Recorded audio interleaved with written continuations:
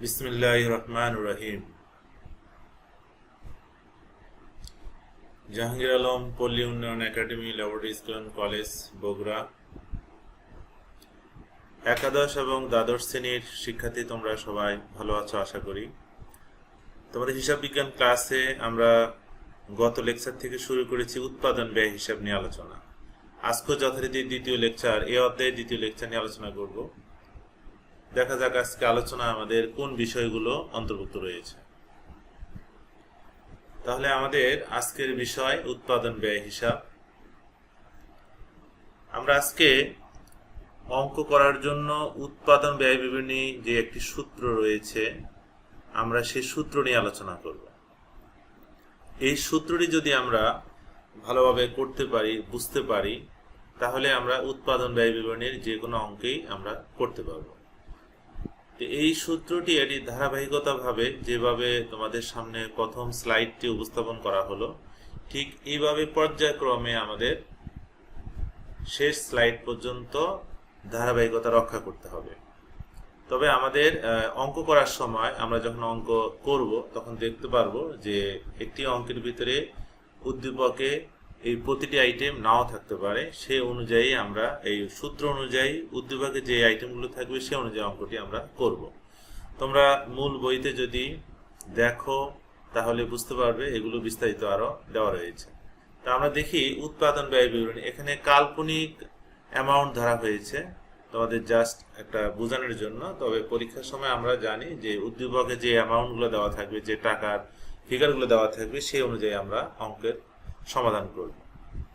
তো প্রথমে আসি, আমরা যখনই কোনো পণ্য উৎপাদন করব তখন আমাদের যেই প্রথম উপাদানটি লাগবে সেটি হলো কাঁচামাল। এই কাঁচামালের ভিতরে আমরা কয়েকটি বিষয় জড়িত রয়েছে, লক্ষ্য করো। কাঁচামালের প্রারম্ভিক মজুদ, অর্থাৎ আমি যখন কোনো প্রোডাক্ট তৈরি করতে যাব, উৎপাদন করতে যাব, তখন আমাদের দেখতে হবে যে কাঁচামাল বলতে আমরা গত ক্লাসে আলোচনা করেছি আমরা যে প্রোডাক্ট তৈরি করব ওই প্রোডাক্টের জন্য যে অপরিহার্য উপাদান। তাহলে প্রারম্ভিক যে মজুদ থাকবে তার সঙ্গে আমরা উৎপাদনের চাহিদা অনুযায়ী প্রয়োজনীয় কাঁচামাল ক্রয় করব এবং ক্রয় সম্পর্কিত যে খরচ থাকবে সেগুলো যোগ করব। এরপরে আমরা যদি দেখি আমাদের উদ্দীপকে ক্রয় ফেরত এবং ক্রয় বার্তা থাকে, তাহলে এই যোগফল থেকে ক্রয় ফেরত ক্রয় বার্তা মাইনাস করব এবং সবশেষে আমরা কাঁচামালের যেই টুকু মজুদ আমরা রেখে দেবো আগামী দিনে উৎপাদন করার জন্য, তাকে বলা হয় সমাপনী মজুদ। ততটুকু পণ্য আমরা এখান থেকে মাইনাস করব। তাহলে আমাদের এই যে ৫৬,০০০ টাকা, এই ৫৬,০০০ টাকা হলো ব্যবহৃত কাঁচামালের ব্যয়, অর্থাৎ ৫৬,০০০ টাকার কাঁচামাল উৎপাদন কাজে ব্যবহার করা হয়েছে বা হবে। এরপরে কাঁচামালের ব্যয়ের সঙ্গে আমরা প্রত্যক্ষ মজুরি বা শ্রম এবং প্রত্যক্ষ খরচ যোগ করব। এই যোগফল যাবে আমাদের সেকেন্ড গড়ে ৫৯,০০০। তাহলে ৫৯,০০০ টাকার নাম হলো আমাদের মুখ্য ব্যয়। তাহলে মুখ্য ব্যয় আমরা তিনটি উপাদান যোগ করে পাই, কাঁচামাল, প্রত্যক্ষ মজুরি, প্রত্যক্ষ খরচ। এবার মুখ্য ব্যয়ের সাথে আমরা যোগ করব শিরোনামটি দেখো, হেডলাইন, কারখানার উপরি ব্যয়। তাহলে আমরা এখন আসি কারখানা উপরি ব্যয় কোনগুলো, বা কারখানা উপরি ব্যয় বলতে আমরা কি বুঝি। কারখানা উপরি ব্যয় হলো, দেখো উপরে আমাদের যে প্রত্যক্ষ কাঁচামাল, প্রত্যক্ষ মজুরি, প্রত্যক্ষ খরচ, এখানে তিনটি বিষয় রয়েছে আরো, পরোক্ষ কাঁচামাল, পরোক্ষ মজুরি, পরোক্ষ খরচ। এই পরোক্ষ খরচগুলোকে বলা হয় আমাদের কারখানা উপরি ব্যয়। এছাড়া কারখানা সম্পর্কিত যে কোনো খরচ আমরা বলবো কারখানার উপরি ব্যয়। যেমন এখানে পরোক্ষ কাঁচামাল, পরোক্ষ মজুরি, পরোক্ষ খরচ, কারখানা ভাড়া থাকতে পারে, কর থাকতে পারে, বীমা থাকতে পারে, বিদ্যুৎ খরচ থাকতে পারে, আমানত থাকতে পারে। অর্থাৎ সবগুলো খরচের আগেই লেখা থাকবে কারখানা ভাড়া, কারখানার কর, কারখানার বীমা, কারখানার বিদ্যুৎ খরচ, কারখানার মেরামত। এরপরে আসি আমরা যন্ত্রপাতির অবচয়। যন্ত্রপাতির অবচয় তুমি বলতে পারো যে এখানে পরোক্ষ অথবা কারখানা লেখা নেই, কিন্তু আমরা জানি যন্ত্রপাতি বা কলকব্জা বা মেশিন এগুলো ব্যবহার হয় উৎপাদন কাজে, সুতরাং কারখানা সম্পর্কিত বিষয় এটি। পণ্যের মান নিয়ন্ত্রণ খরচ, এটি আমরা বলি বিএসটিআই, অর্থাৎ পণ্যের মান নিয়ন্ত্রণ খরচটি বাধ্যতামূলক, কারণ সরকার যে বিএসটিআই সংস্থা রয়েছে সেই সংস্থা যদি তোমার পণ্যের মান নিয়ন্ত্রণ, অর্থাৎ তোমাকে লাইসেন্সকৃত যদি সত্য না দিয়ে থাকে পণ্যের গুণাগুণ সম্পর্কে, মান সম্পর্কে, তাহলে তুমি এটি বাজারজাতকরণ করতে পারবে না। তাহলে এই কারখানা উপরি ব্যয় আমরা যোগ করব, যোগফল হলো 21,000। কার সঙ্গে যোগ করব? মুখ্য ব্যয়। যোগ করলে যোগফল হলো 80,000। এই 80,000 টাকার নাম হলো কারখানার উৎপাদন ব্যয়। কারখানার উৎপাদন ব্যয়। এই কারখানার উৎপাদন ব্যয়ের সাথে আমরা তিনটি বিষয় যোগ বিয়োগ করব। প্রথমটি হলো কারখানার ভিতরে যে কাজগুলো চলছে, যে পণ্যের কাজ এখন উৎপাদন বন্ধ হয়নি, এটাকে বলা হয় চলতি কার্য। এর প্রারম্ভিক মজুদ আমরা যোগ করব এবং এখান থেকে চলতি কার্যের সমাপনী মজুদ পণ্য আমরা মাইনাস করব। আরেকটি জিনিস মাইনাস করব আমরা, যখন উৎপাদন কাজ চলবে তখন কিছু পণ্য যে কোনো কারণে ত্রুটি পণ্য হতে পারে, সেই পণ্যগুলো আমরা মাইনাস করব, অর্থাৎ এটাকে বলা হয় ব্যবহার অযোগ্য মালামাল বিক্রয়।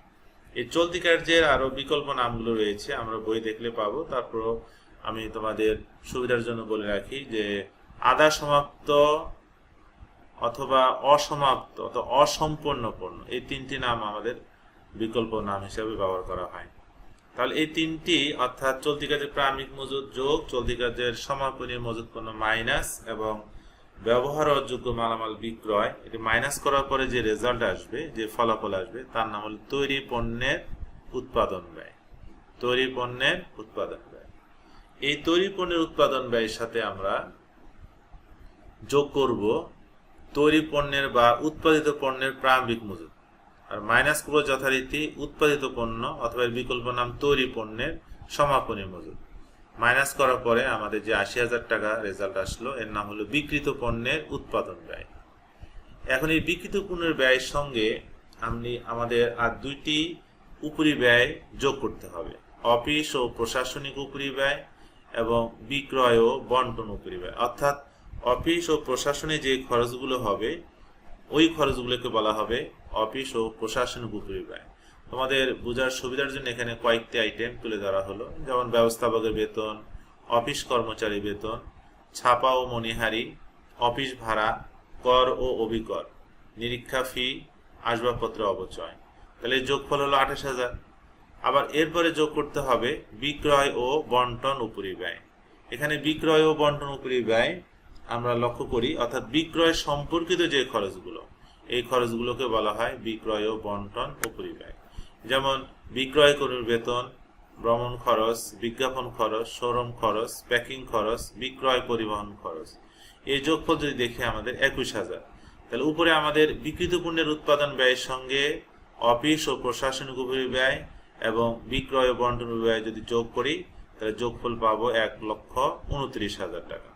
এই যোগফলের নাম বলা হয় মোট ব্যয় বা বিক্রয় ব্যয়। এখন এর সঙ্গে আমাদের লাভ বা ক্ষতি যোগ করতে হবে।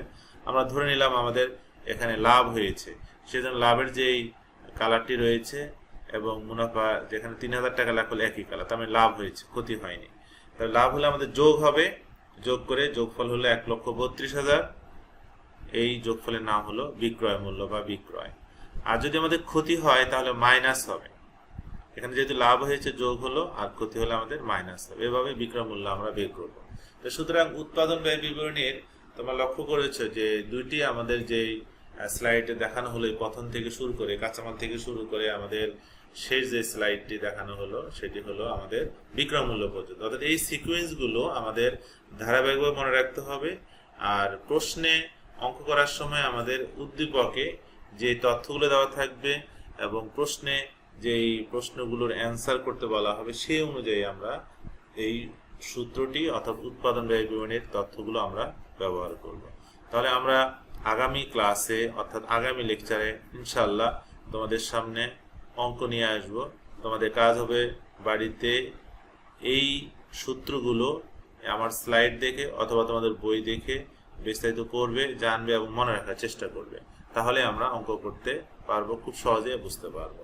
তাহলে আজকে এখানেই তোমাদেরকে ধন্যবাদ দিয়ে শেষ করছি এবং সবশেষে সবার সুস্বাস্থ্য কামনা করি এবং এই করোনার সময় আমরা স্বাস্থ্যবিধি মেনে চলবো। ভালো থাকবো, সুস্থ থাকবো। আল্লাহ হাফেজ।